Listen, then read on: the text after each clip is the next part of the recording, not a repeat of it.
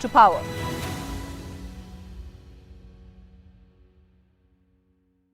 From the second launch pad at Satish Dhawan Space Center, today's launch will be the fourth launch of ISRO this year. 2, 1, 0. As we speak from the second launch pad of Satish Dhawan Space Center, this is a vehicle that's carrying NVS-01, a second generation navigation satellite of India. This is a satellite that meant to help India for navigation related purposes, navigation, timing and positioning.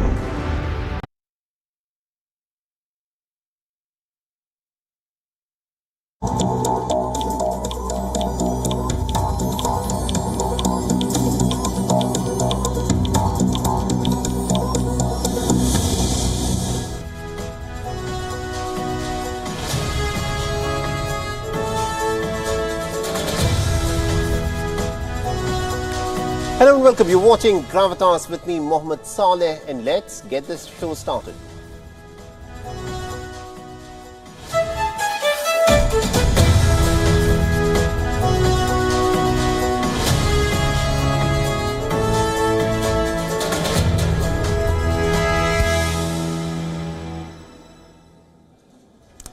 Now, this is a tactic that is as old as time. And for politicians, this is a tactic that never goes out of season. Any time that a politician finds himself on a bit of a weak wicket, the best way to rally the masses behind you is to escalate tensions with the neighbor. And with 20% of the Chinese youth sitting at home without jobs, and with about another 11.6 million young Chinese college graduates entering into the job market this year, Xi Jinping is relying on this age-old tactic. Because the logic is simple. If you can't give your people jobs and a good life, then why not give your people the adrenaline rush of a good fight with the neighbor? To threaten war is part of Xi Jinping's rhetoric. He's done this for more than a decade now. But what is different this time round is the steady build-up at the military infrastructure at the border. That this is air defense infrastructure that Xi Jinping has built up after the clash at Galwan. What China recognizes is that any misadventurism by its soldiers will be blunted in ground combat by the Indian soldiers. So what China appears to be planning for this time round is for a war in the Himalayas by the use of missiles and fighter jets.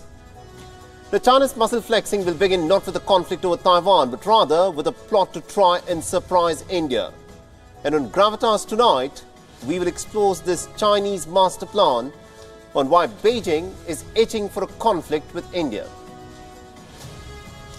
And also on the show tonight, India gears up for its big moment in space. Just 4 years after the failed soft landing on the surface of the moon, India is all set to launch Chandrayaan 3 in the month of July. Now, India wants to make a soft landing on the southern pole of the moon. Now, just 3 countries at this moment have been able to execute a successful soft landing on the moon. But the question, of course, is this: will India be successful this time round? Now, the world's fastest supersonic cruise missile, jointly developed by India and Russia, has been described as nothing short of the Brahmastra by the Indian Air Force Chief. The Air Chief Marshal V.R. Chaudhary further elaborated that the lethal combination of the BrahMos missiles, whose range has now been increased to 450 kilometers, had made a tremendous difference when tensions had escalated with China 3 years ago. We'll also tell you about a murder most foul. The incident is about a 15-year-old girl who ended up strangulating her 13-year-old brother to death in Faridabad, on the outskirts of New Delhi. Now, the fight between the two siblings started over hoot play with a mobile phone. And what is interesting and what is shocking is this: when the cops questioned the girl as to why she killed her brother by strangulating him, she explained that it was because her parents loved her brother more, and they had done this for 15 years. And also, this is the kind of stuff that you must have read in fiction, of animals coming back to take revenge for the wrong that they've been done to. But a series of incidents along the Iberian Peninsula point to the fact that killer whales anguished by excessive human activities in the warm waters of the Iberian Peninsula are seeking revenge by seeking small boats.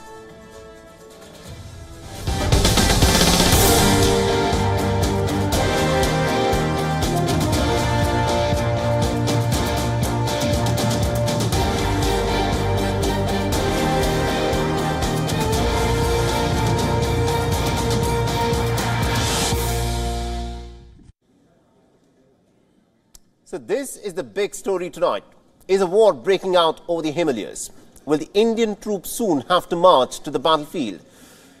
Now remember, the reason why we are saying these are the disturbing developments that have been taking place along the line of actual control. And also, once you hear what the Chinese President Xi Jinping has in fact just said, he's asked China to prepare for the very worst case scenario. Let me in fact read out this statement that has been made by Xi Jinping. He said, and I quote him here, "We must adhere to the bottom line thinking and the worst case scenario thinking and get ready to undergo the major tests of high winds and also rough waves and even perilous and stormy seas." Now this was Xi Jinping's message to the Chinese Communist Party's National Security Commission. Now this is a body that deals with national security strategy. Now the question is, was Xi Jinping sounding the war bugle? Now is the war cry meant to echo in the Himalayas, or is it meant to reach the shores of the Taiwan Strait? Because at about the time Xi Jinping in fact made this statement, a video was released showing off China's new underwater kamikaze drone. Now this kamikaze drone is called WION. And the fact that it can be launched underwater is proof that China is in fact preparing for an amphibious water conflict, which experts believe will be the nature of China's war with Taiwan. But the question is this: how likely is China to actually go to war over Taiwan? You know, Beijing clearly has got a dream timeline for returning Taiwan to the People's Republic of China. Xi Jinping has even said that China will use all means necessary towards this end, and using force is an option that it wants to exercise. The People's Liberation Army has also been rehearsing the invasion of Taiwan, but despite the loud and the belligerent threats and Western timelines on when China could actually unleash its assaults on Taiwan, a real conflict in the Taiwan Strait may not come anytime soon, and we'll tell you why. The first will expose China to the risk of coming face to face with the American armed forces in the Taiwan Strait.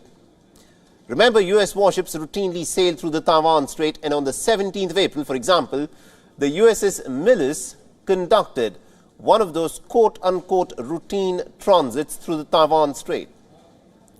Secondly, Xi Jinping may not want to be seen as the leader who goes to war with fellow Chinese people. Remember, the Taiwanese, although they want to see themselves as an independent nation, the Chinese people consider them to be just Chinese. And then there's also this: there may not even be a need for war with Taiwan for China. Now, what China wants is to reunify what it calls as a renegade province, which in all likelihood is not happening at this moment. But what can happen though are better ties between China and Taiwan, and even to the extent of China in fact wielding a greater amount of influence in Taipei. And this could happen by as early as January 2024, when Taiwan goes to polls to elect its next president.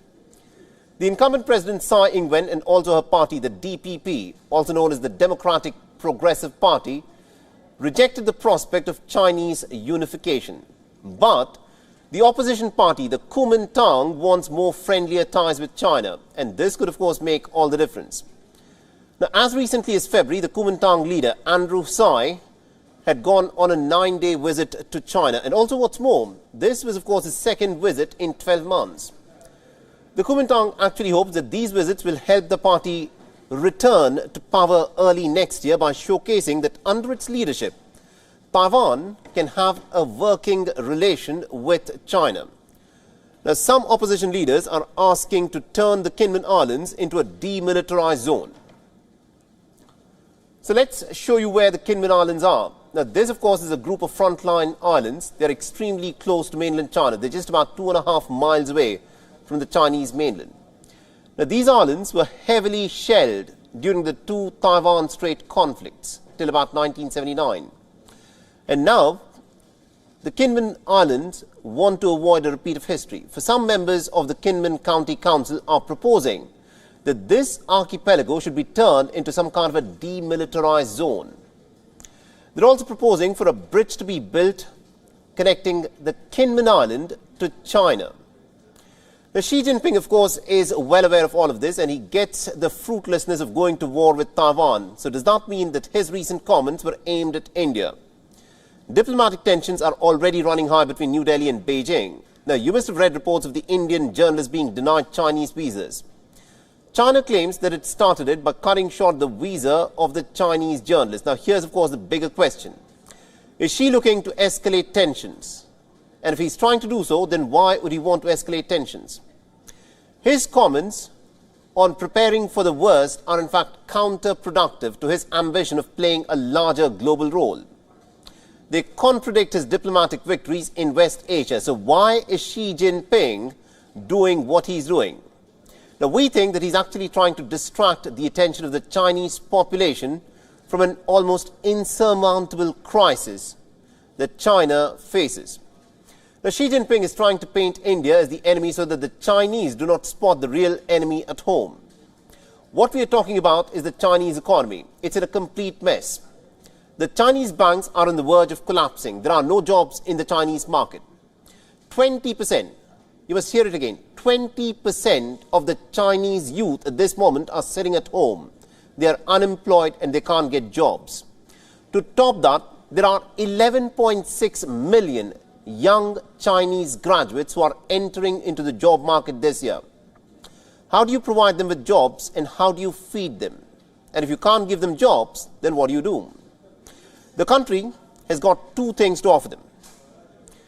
So as these young graduates enter into the job market, what stares them is unemployment.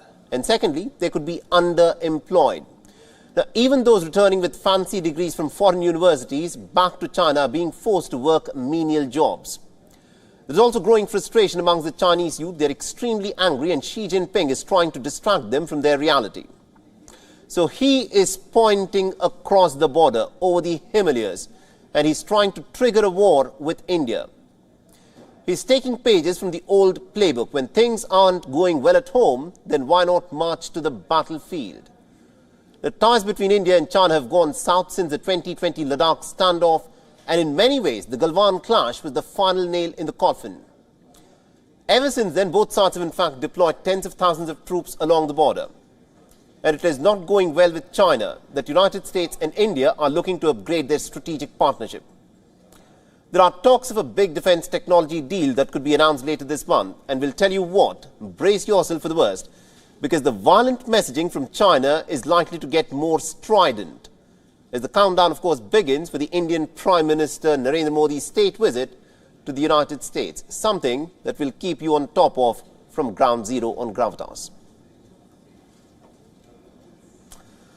Our next story is about the Brahmastra. This is a potent weapon that's mentioned in the Hindu scriptures. Now, this weapon has the potential to destroy the whole universe. And for ages, it has been talked about in books and plays. And what if we tell you that India has finally revived the Brahmastra? Now, we are talking about the BrahMos missile, the world's fastest supersonic missile, developed jointly by India and Russia. And India's Chief of Defence Staff has said that the BrahMos is truly a Brahmastra of its time. Now, allow me to quote his exact statement. It's been a big success story in Atmanirbharta.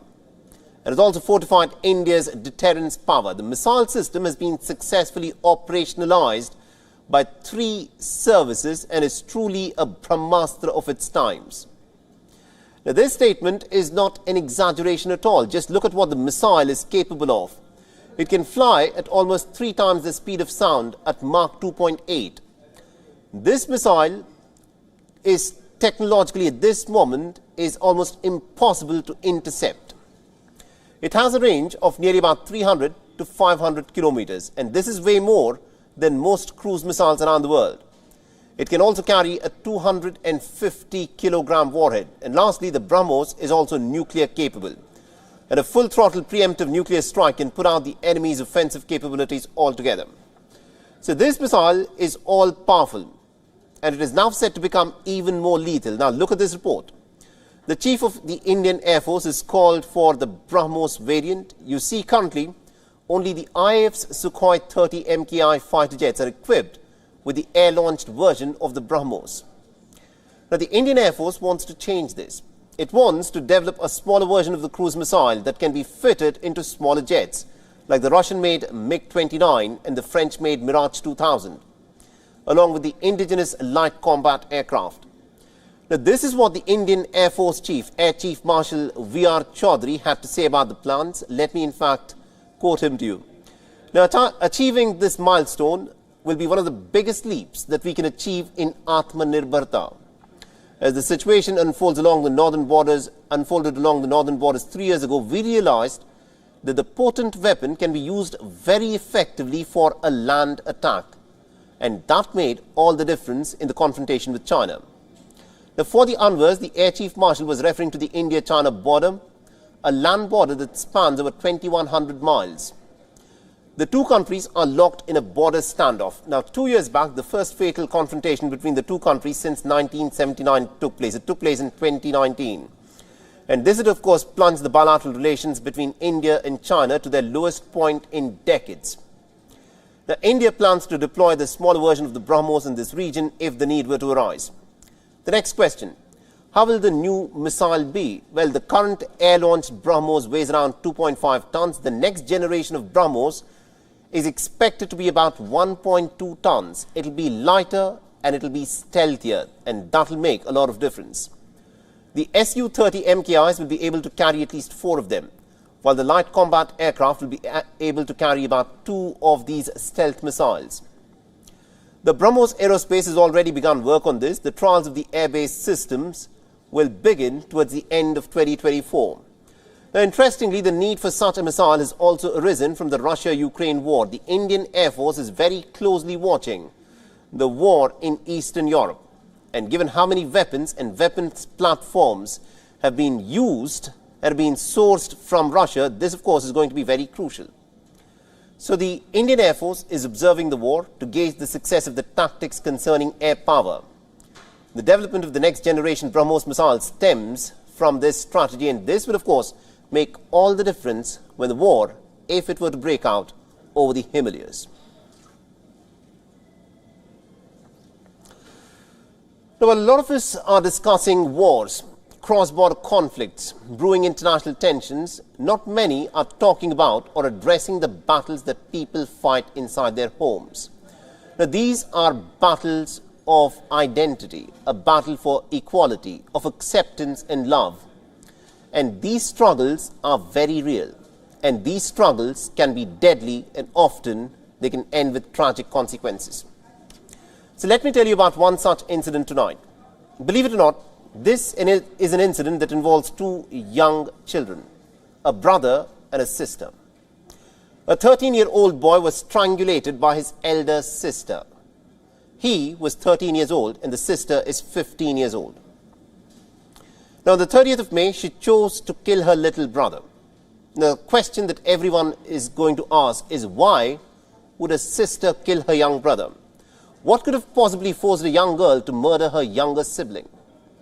Now, this is an incident that everyone needs to listen to very closely. You could already be a parent or are planning to become a parent someday. And even if you don't plan to have your own kids, then this incident will help you be more aware or conduct yourself better around young children. The fight between the brother and the sister began over a mobile phone. The young boy was playing with it. His elder sister wanted to use the phone. She asked for it. He refused and continued to play games on the phone. So his elder sister used her dupatta to strangulate him. Can you imagine what this must have played out like? Do you think this act of the sister was normal? Now, I'm sure a lot of you would have had your siblings, and you must have gotten into fights with your siblings in your childhood. There could have been fights over toys, a bicycle, or a television remote. Now, that's the most common one. But I'm sure the fight did not end in a murder, in a tragedy. There could have been few slaps or a few punches that may have been exchanged. But what the 15-year-old girl in Faridabad did was extreme. So why did she react in the manner that she did? Now, this was because of pent-up anger. The girl told the police that her parents were partial, that they would always favor their son, her younger brother, over her. The girl also went on to state that her mom and dad loved her brother way more than they loved her.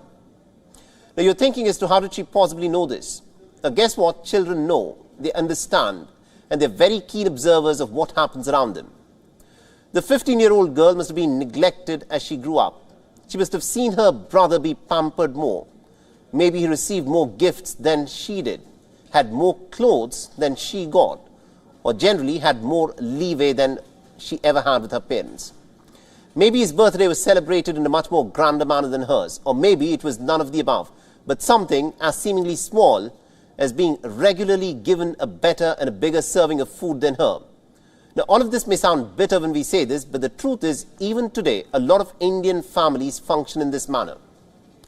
A lot of parents function in just this manner. Why blame just the parents? It is commonplace for relatives in India to come bearing gifts for young boys and walk in empty-handed or with just a chocolate bar for young girls. Or when you visit your relatives, they cook your brother's favorite dish and not yours. Why? Because in the Indian society, the sons are preferred and loved more. The data from India's National Family Health Survey shows that nearly about 80% of those who survived said that they wanted at least one son. And why do you think that is? Because in India, it is believed that it is a son who carries forward the family name. And it is only a son who can look after the elderly parents. But how do you tell this to a society where the neglect of daughters has been cemented over generations and over centuries, and it has been normalized in more ways than one? Now, some of you may be thinking that because of the fight that started over the cell phone, the villain in the story is the cell phone and not the parents, and not the partial behavior that the parents had towards their boy child. The cell phone is a culprit, yes, but the problem is way bigger. Now, the parents are innocent until proven guilty, but this murder, remember, is a wake-up call for a society that for a long time has in fact preferred boys. Just look at the practice of sati. It took such a long time for it to be abolished. Now, we're still fighting hard to do away with the problem of child marriages and female infanticide. But it is still far from an ideal place for daughters in India.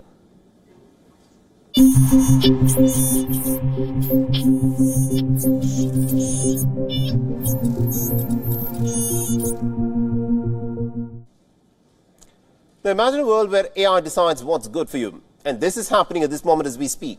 The AI on social media platforms is making decisions on behalf of humans.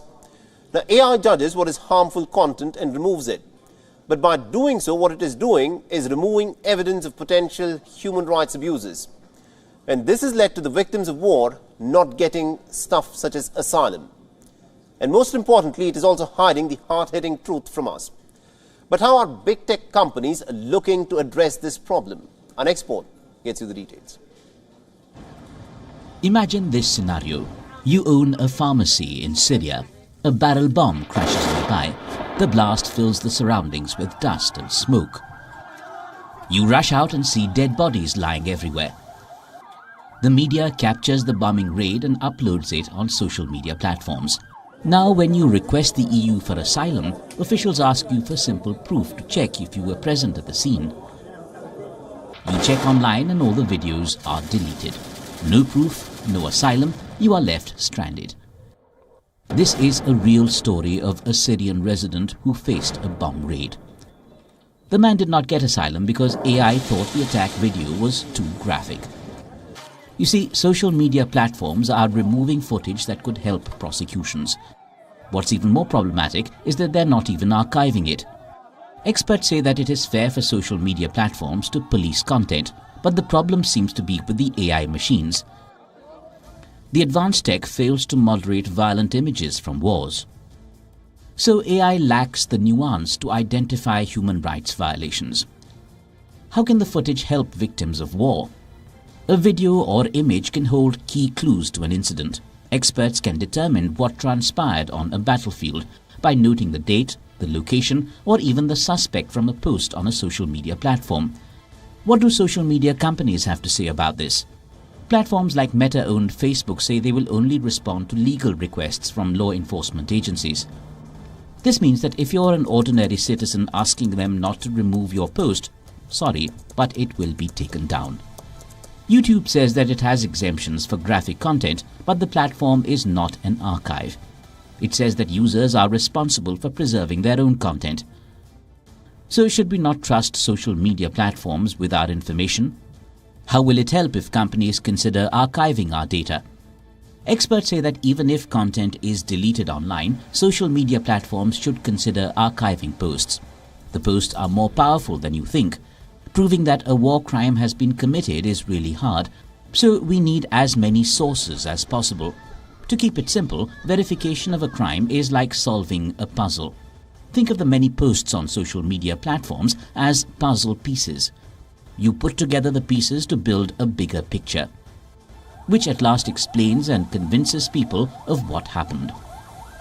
The information can help in future accountability exercises. The data can help save thousands of lives and show people around the world what is really happening.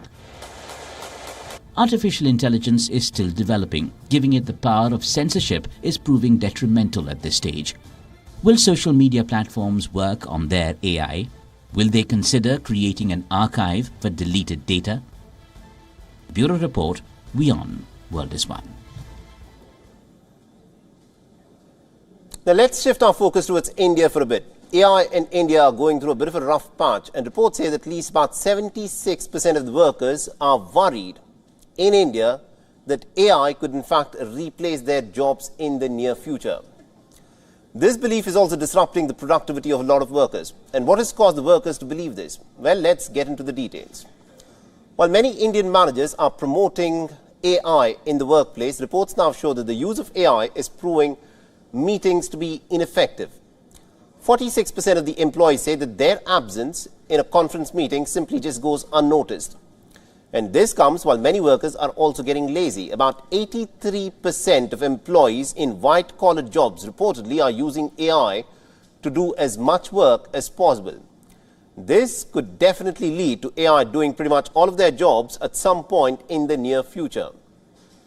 What is also very interesting is this. Studies say that AI poses the greatest threat to women's jobs. And why do we say this? Now, experts say that this is rooted in the baked-in systemic bias within the society, where women are usually pushed towards administrative or secretarial level roles. These are the types of jobs that AI is slowly becoming a master at. So what are the job roles dominated by women? At this moment, studies show that women are mostly to be seen as bill collectors, payroll clerks and executive secretaries. Now, experts say that women should be given equal opportunities at a workplace, especially in the tech sector. This will not only provide for social justice, but will also lead to generating the best technology. The talks of generative AI stealing away jobs have been in the pipeline for some time now, but let us remind you that AI is still in its developmental stages. The CEO of OpenAI, Sam Altman, has said that even if AI can do the conventional human jobs, it will still give birth to many more new occupations. He simply said that this will lead to more job opportunities. So do we need to worry about AI stealing our jobs? Well, it might be too early to predict for a tech which is still developing.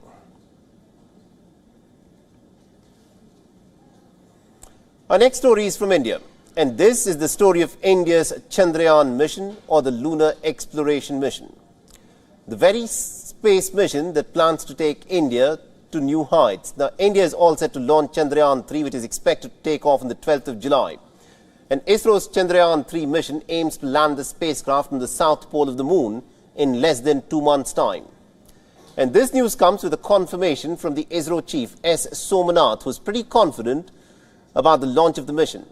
The Chandrayaan 1 was launched by India in October 2008, and it was ISRO's first exploratory mission to the moon. Chandrayaan 1 was designed to just orbit the moon and to make observations with instruments on board. It operated for a total of 312 days, and it achieved 95% of all its planned objectives. Its key findings also, for the very first time, confirmed the presence of lunar water, evidence of lunar caves, and also interior tectonic activity coupled with meteorite impacts. Following the grand success of Chandrayaan 1, Chandrayaan 2 was launched in 2019, and this was the first mission by any country to conduct a soft landing on the moon's southern polar region. All eyes were on India, and Indians, of course, by their millions, were glued to their television sets late into the night. A room full of ISRO scientists were watching the Chandrayaan 2's landing in its final stages. However, the mission ended in failure when ISRO lost contact with the lander module just when it was 400 meters above the surface of the moon. But ISRO scientists took this in their stride. They saw the silver lining in the data that was transmitted until about 400 meters above the moon's surface. And they promised the world that India will be back and will soon launch another mission with valuable lessons that had been learned from the failure. And staying true to their words, the scientists from ISRO are now gearing up for the launch of Chandrayaan 3. Chandrayaan 3 mission will have three major modules: the propulsion module, the lander module and the rover. The propulsion module will carry the lander and rover configurations till the 100-kilometer lunar orbit. The lander module will have the capability for a soft landing at the specified lunar surface on its southern pole. And finally, the last module, the rover, will carry out the chemical analysis of the lunar surface. One of the main objectives of ISRO this time round is to have a stable landing. Chandrayaan 2 mission was unsuccessful due to a last-minute software glitch, and scientists this time round are not leaving any stone unturned to avoid such glitches. Now, earlier this year, Chandrayaan 3 spacecraft successfully completed several essential tests. And these tests were conducted with the objective to validate the spacecraft's capability to withstand the harsh vibrations. Chandrayaan 3 mission carries scientific instruments and particularly aims to study the thermophysical properties of the lunar surface. Further, it also focuses on studying other phenomena such as lunar seismicity, lunar surface plasma environment and elemental composition in the vicinity of the landing site. Another interesting feature of Chandrayaan 3 is its cost-effectiveness.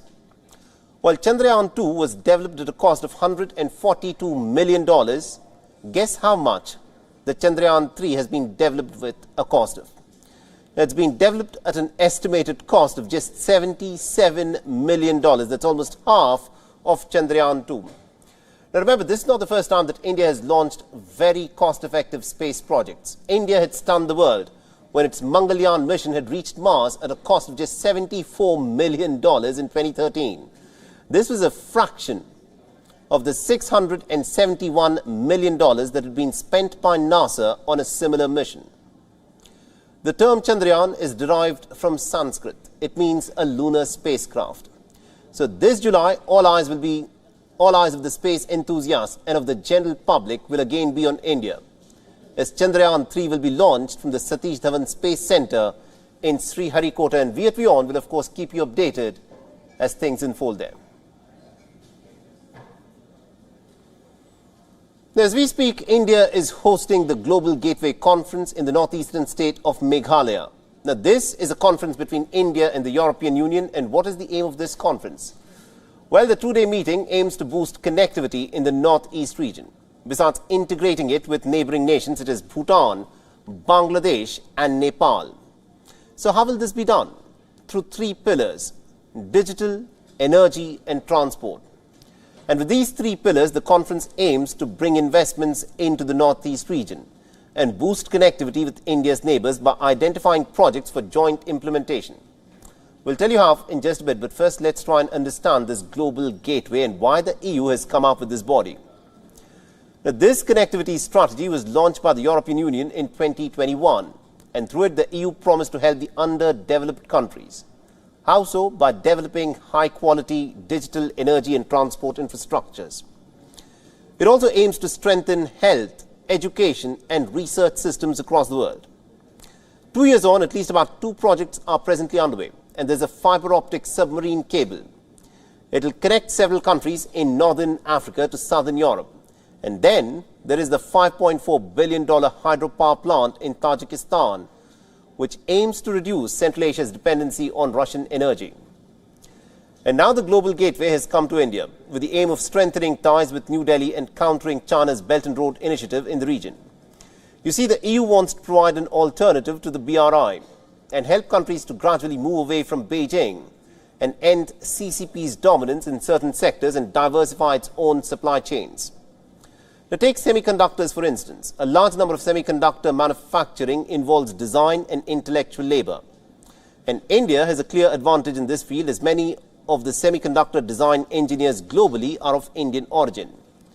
And besides this, chip-making firms such as Intel and Nvidia have got extensive facilities in India.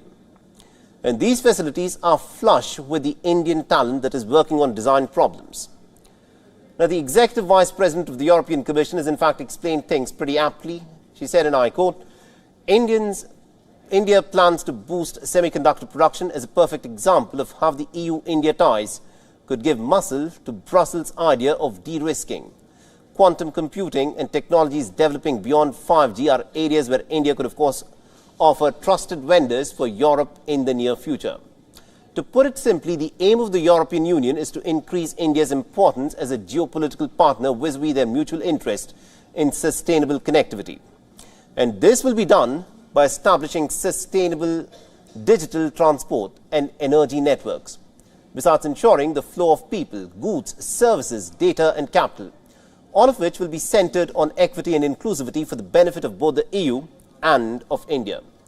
Now, for India, the experiences of an integrated European Union will, of course, come in pretty handy for linking South Asia, along with the benefits of strengthening the Indo-Pacific framework, and not to mention countering the Chinese hegemony in the region.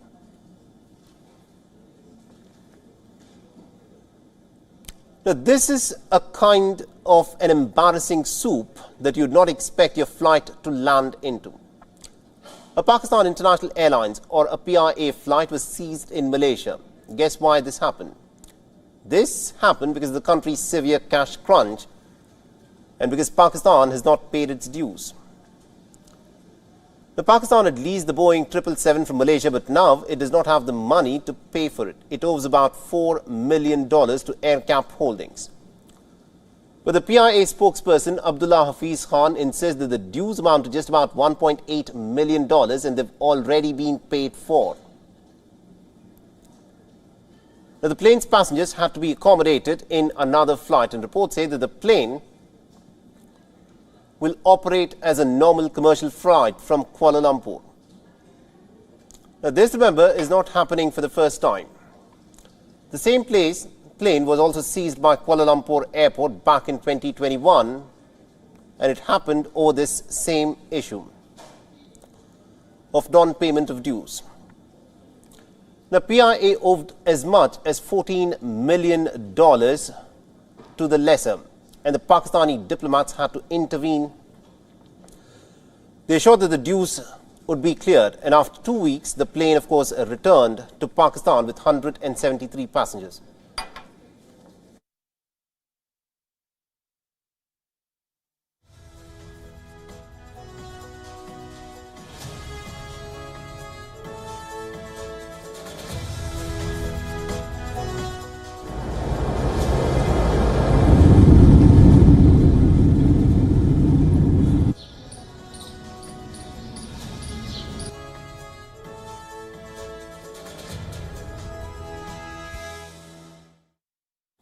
But you know, the embarrassment does not end there.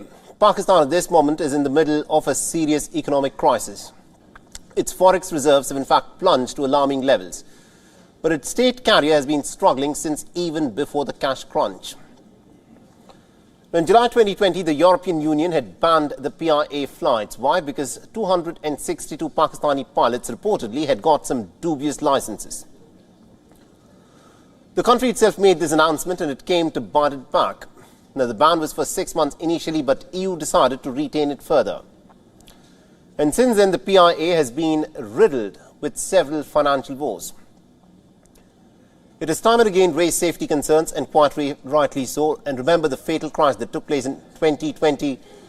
The Airbus SEA 320 was en route from Lahore to Karachi, but instead of landing at the Jinnah International Airport, it jammed into a residential neighborhood in the city. 97 people were killed on the day, and only about 2 passengers survived the crash. And Pakistan's aviation minister admitted that the accident was due to a human error. The pilots failed to follow protocol. They were distracted while talking about coronavirus. In 2016, another one of its planes had burst into flames while traveling from northern Pakistan to Islamabad, which ended up claiming 48 lives.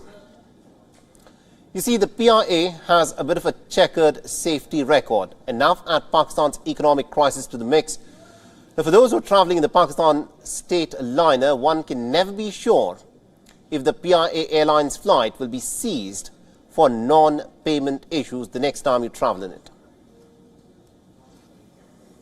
Now, do you sometimes feel like you're being watched? Have you heard of the Truman syndrome? Now, tonight we wish to take a peek through the curtains of the so-called reality into the age of the omnipresent surveillance and social media. Aren't most of us already living for an audience? Now consider the social media posts and the stories that you upload. Now, isn't the main goal to get viewership and attention? So tonight we'll show you as to how this might be a part of a movie. Yes, a movie which has mass viewership, and our next report will make you question what it means to be real itself. Take a look. You wake up in the morning, switch off your alarm. Take a bath, grab a bite to eat, and off to work you go. The day goes by, you're back on your bed, you may read a book and sleep off. Now imagine there are cameras everywhere, from the time you wake up to the time you end your day. People watching your every step and getting entertained. This was actually the idea of a 1998 film called The Truman Show. What was just a movie is now becoming reality. We are actually living in an endless reality TV show. A show where viewers are looking through a window called social media. You see, the viewers have a lot of options to choose from. They can watch you on online streams. If they're in the mood for something short, they watch the stories you post. When the viewers are in a hurry, they opt for your pictures. Keep in mind, these are just ordinary viewers. They are also platinum users. Let's call them the Big Brother. They have a special view into your show through CCTVs or drones, just to name a few. This is what a person with the Truman syndrome thinks. So what is the Truman syndrome? Patients suffering with the syndrome believe they are being documented. They believe others are getting entertained watching their lives. Studies show that there is one major cause for the syndrome: widespread access to social media. People are continuously being watched and shown to others. Social media has also changed what we perceive as reality. Think of your friend who posted a video to someone else. That highly edited video is their reality of the person. But you know that your friend might be nothing like the person in the video. So does this mean we are living in a reality TV show directed by social media? Although this is a heavily loaded question, we can take some inspiration from the ending of The Truman Show. In the 1998 film The Truman Show, the protagonist finds an escape from his fake world. He discovers a doorway of darkness, similar to darkness we see when our phones are switched off. Should we take a chance on ourselves and take a break from social media? Are we ready to escape our own Truman Show? Bureau Report, WION World is One.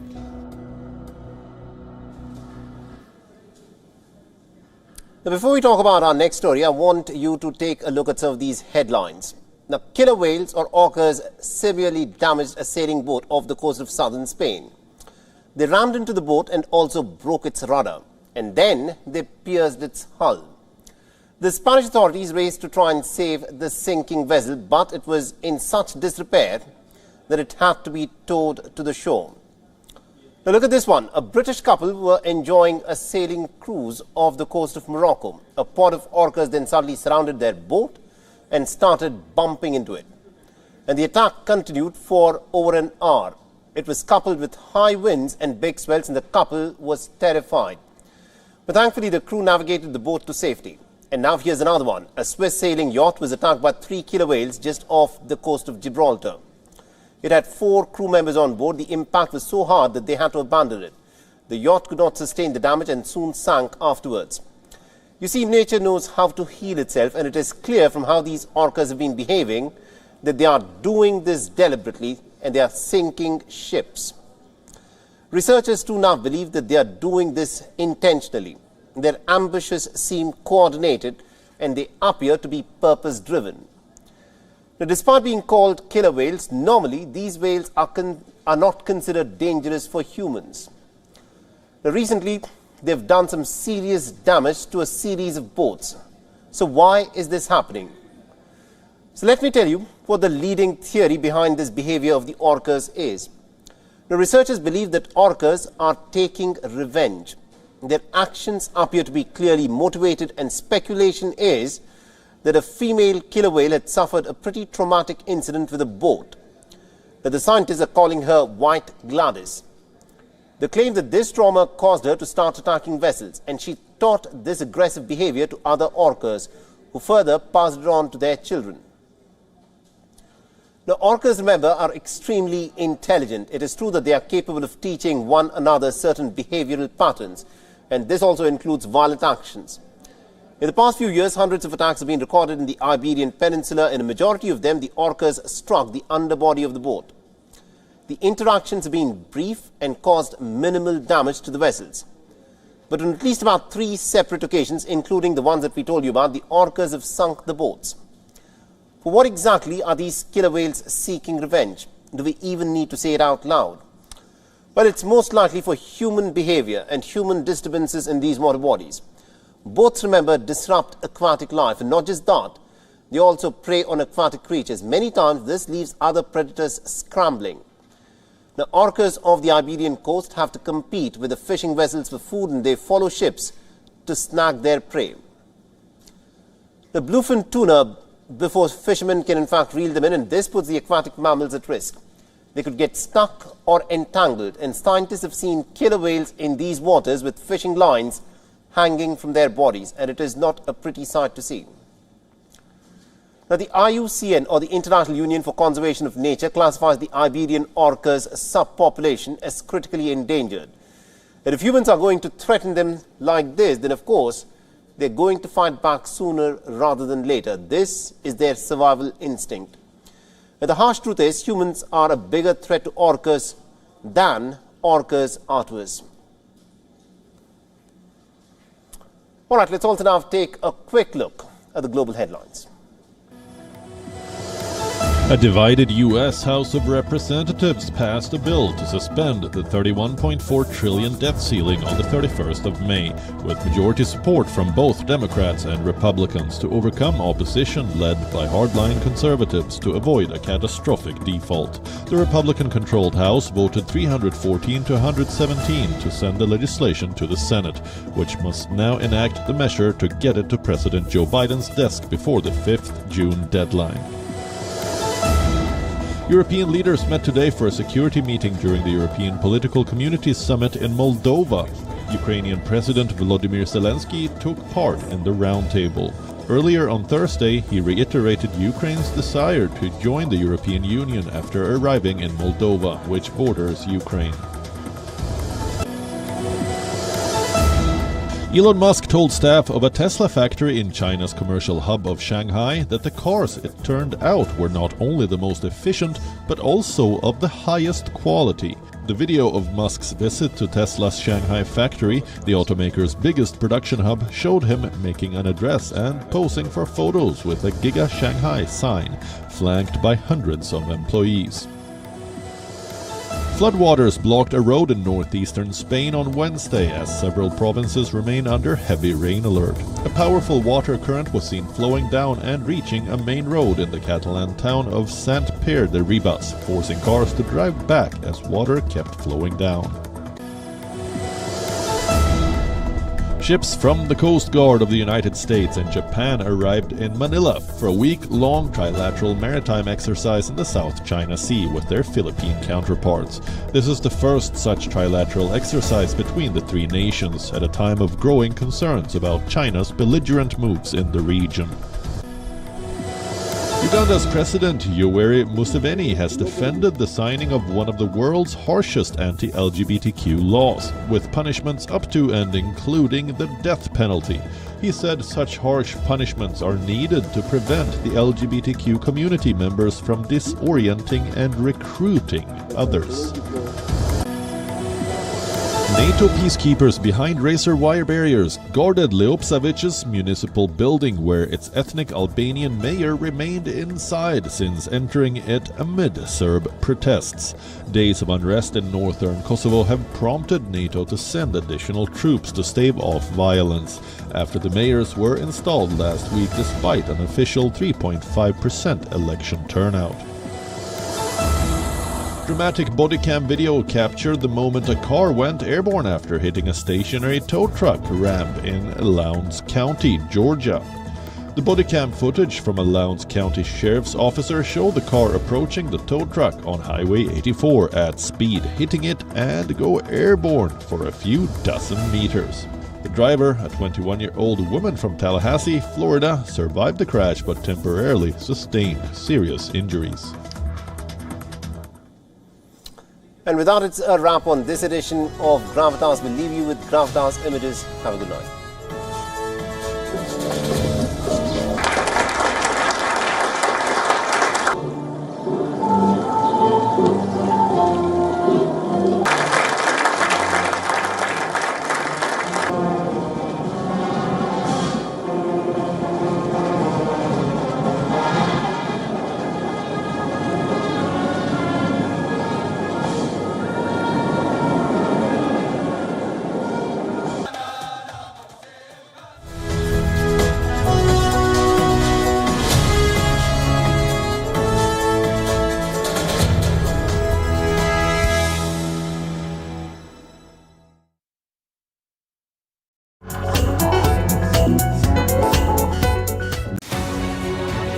Gravitas tells you stories which others won't.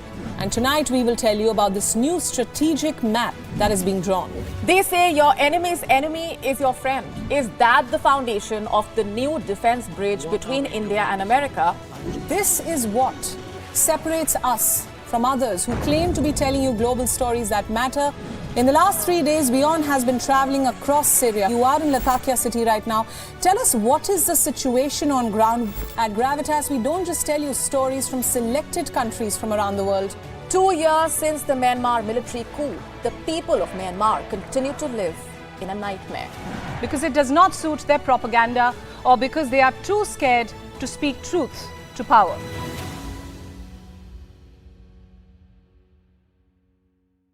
From the second launch pad at Satish Dhawan Space Center, today's launch will be the fourth launch of ISRO this year. 2, 1, 0. As we speak from the second launch pad of Satish Dhawan Space Center, this is a vehicle that's carrying NVS-01, a second generation navigation satellite of India. This is a satellite that meant to help India for navigation related purposes, navigation, timing and positioning. Big story on WION, World is One. The stress of our world can take a toll on our physical and emotional health. Here, in New York's Catskill Mountains, lies a luxurious place of healing called WION Wellness Center. The WION Wellness Center provides 500,000 square feet of natural methods to manage diabetes, hypertension, chronic pain, obesity, depression, anxiety, and other conditions. We use the traditions of centuries-old natural science from India, yoga, Ayurveda, acupuncture, and naturopathy in personalized programs that help you take charge of your own health. A minimum 5-day stay is recommended for best results. Book now at yo1.com.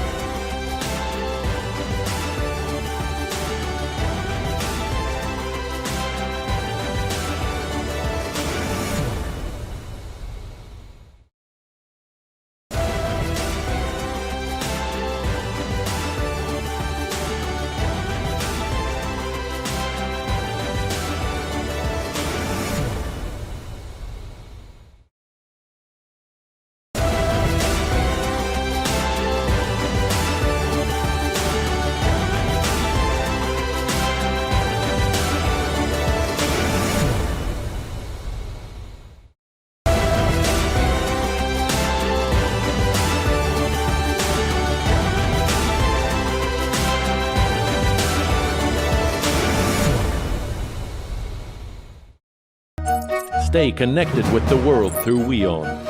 Like the page on Facebook. Follow us on Twitter for new alerts. Instagram for videos and images. And the website for the latest news, views and analysis. WIONews.com. World is one.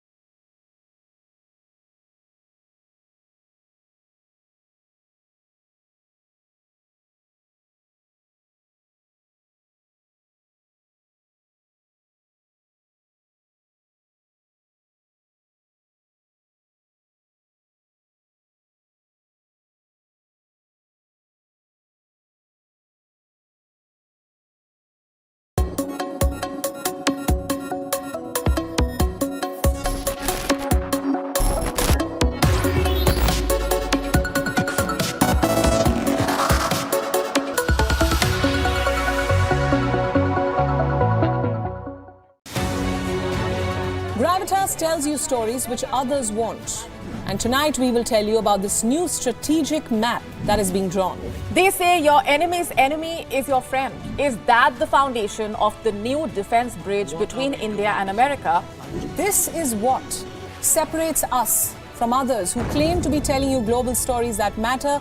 In the last 3 days, WION has been traveling across Syria. You are in Latakia city right now. Tell us, what is the situation on ground? At Gravitas, we don't just tell you stories from selected countries from around the world.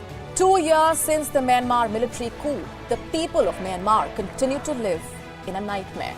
Because it does not suit their propaganda, or because they are too scared to speak truth to power.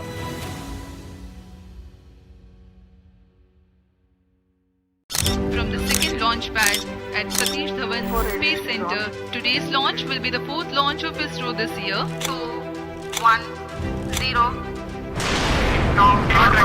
As we speak from the second launch pad of Satish Dhawan Space Center, this is a vehicle that's carrying NVS-01, a second generation navigation satellite of India.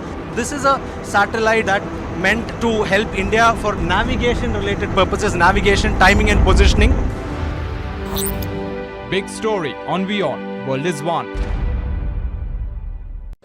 The stress of our world can take a toll on our physical and emotional health. Here, in New York's Catskill Mountains, lies a luxurious place of healing called WION Wellness Center. The WION Wellness Center provides 500,000 square feet of natural methods to manage diabetes, hypertension, chronic pain, obesity, depression, anxiety, and other conditions. We use the traditions of centuries-old natural science from India, yoga, Ayurveda, acupuncture, and naturopathy in personalized programs that help you take charge of your own health. A minimum 5-day stay is recommended for best results. Book now at yo1.com.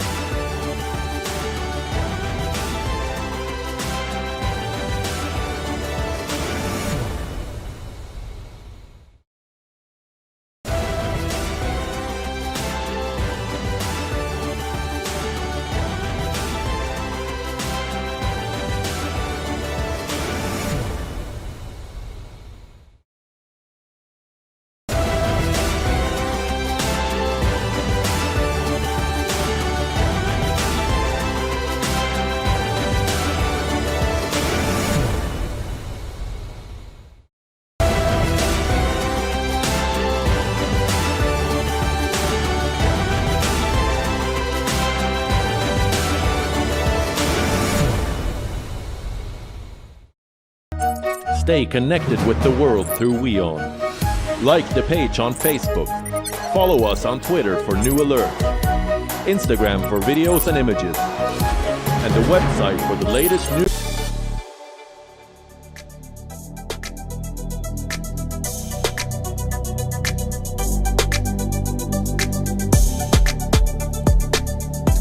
Hello everyone, welcome back. You're watching WION World is One. This is another edition of Pulse. I'm Shivan Chan. Now let's get started.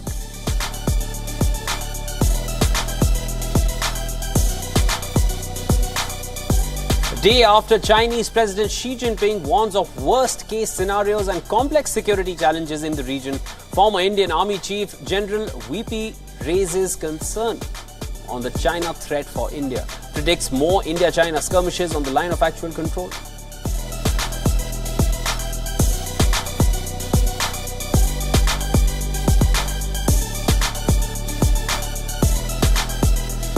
NATO General Secretary Jens Stoltenberg speaks to WION, says NATO is determined to help Ukraine defend itself and looks to send a message to Moscow to avoid any miscalculation.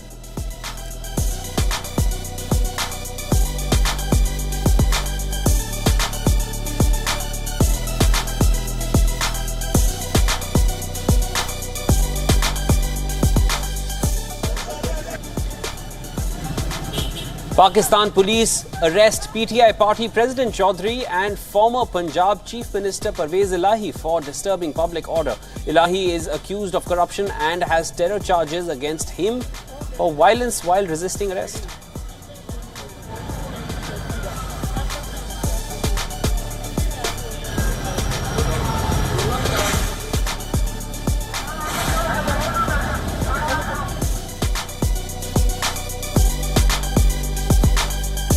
India carries out the successful training launch of medium-range ballistic missile Agni-1 from Abdul Kalam Island in Odisha. The training launch validates all operational and tactical parameters of the high-precision missile.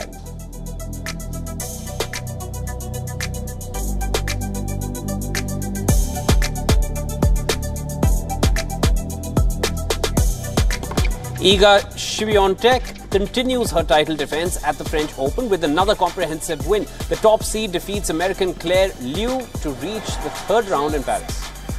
Number one defending champion didn't have it all her own way. A good job of navigating her way through that opening set. More comfortable in the second, certainly by the scoreline. An hour and 29 minutes, she's through 6-4.